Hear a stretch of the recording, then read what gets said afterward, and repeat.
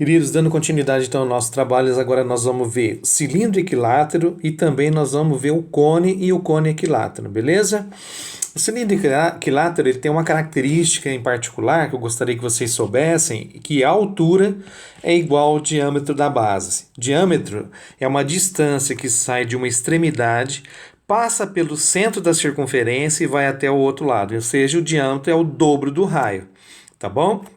Então, se aqui eu quisesse calcular o raio, era só pegar o diâmetro e dividir por 2, só para você saber, então.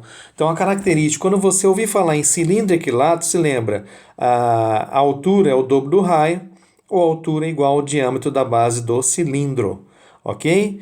Então, isso é muito importante você saber que a altura é igual ao dobro do raio, num cilindro equilátero. Então, quando você ouvir falar em cilindro equilátero, você lembra, a altura é igual a 2R, ou a altura é igual ao diâmetro.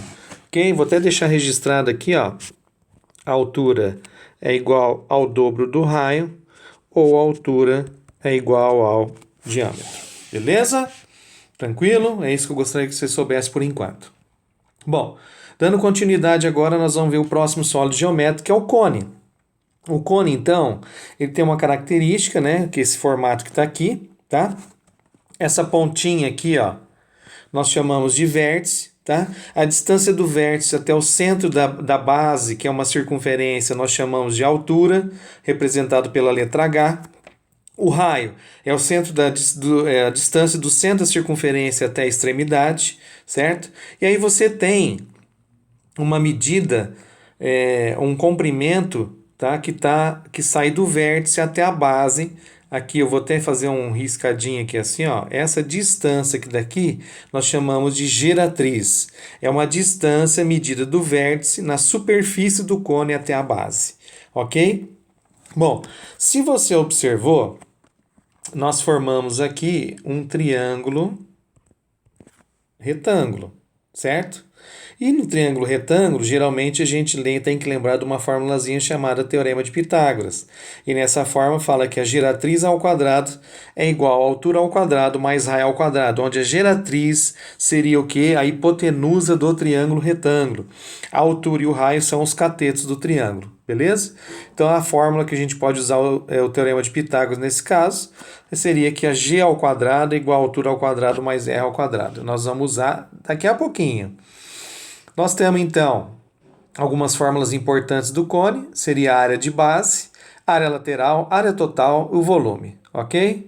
Bom, primeiro, então, como eu já acabei de falar para vocês, nós temos a primeira formulazinha que eu quero calcular, que seria a geratriz. Então, g ao quadrado é igual a altura ao quadrado mais raio ao quadrado. G ao quadrado igual a altura, eu chamei de 4 metros, coloca 4 ao quadrado, e o raio vale 3, 3 ao quadrado. Eu tenho que primeiro fazer o quê? Eu tenho que resolver as potências para depois a gente somar. 4 ao quadrado dá 16, 3 ao quadrado dá 9, somando os dois vai ter um total de 25. E aí você tira a raiz quadrada de 25. Como a geratriz é um comprimento, tá? Não pode ser valor negativo, por isso a gente não usa mais ou menos aqui nesse caso, tá bom? 5 metros. Então, descobrimos o valor da geratriz, vale 5 metros. Beleza? Bom, a próxima fórmula que nós temos que calcular aqui, vou até colocar aqui, né, como letra A, tá? Na letra B, nós vamos calcular a área de base, sendo que a base do cone, olha, voltando lá, a base é uma circunferência, então a fórmula da área de base seria πr ao quadrado, então você coloca lá π vezes raio ao quadrado, lembrando que o π vale aproximadamente 3,14, que o π é um número irracional, tá bom? O π deixa quieto, o raio, deixa eu só voltar aqui, o raio vale 3, então a gente coloca 3 ao quadrado, 3 vezes 3, primeiro fazemos a potência, então vai ficar π, que multiplica 3 ao quadrado, 3 vezes 3 dá 9, então a resposta, área de base, igual a 9π metros quadrados. Dando continuidade agora, nós vamos para a área lateral. A fórmula da área lateral é πr G. Π vezes raio vezes a geratriz. Por isso que foi importante eu calcular o valor da geratriz há uns segundinhos atrás aqui, ó. Tá? Então, o π você deixa, o raio vale 3 e a geratriz que nós acabamos de encontrar vale 5. Então, a área lateral seria 15 π metros quadrados. Beleza? Dando continuidade, letra D, vamos calcular a área total. A área total seria πr, abre parênteses, G mais R. A fórmula da área total, então, vai ficar π, o raio vale 3, a geratriz vale 5, mais 3. Beleza? Dando continuidade aqui, você tem, então, π, que multiplica 3, resolve que está dentro do parênteses, dá 8. 3 vezes 8, 24 π metros quadrados. Uma coisa muito importante, quando você for colocar a resposta, você não pode esquecer de colocar o π, tá? Por quê? Porque o π é um número, é uma letra que representa um número, tá? E ele está multiplicando 24. Se você coloca só 24 e esquece o π, está errado a tua questão, tá? Toma muito cuidado com isso também. E o volume de um cone seria πr ao quadrado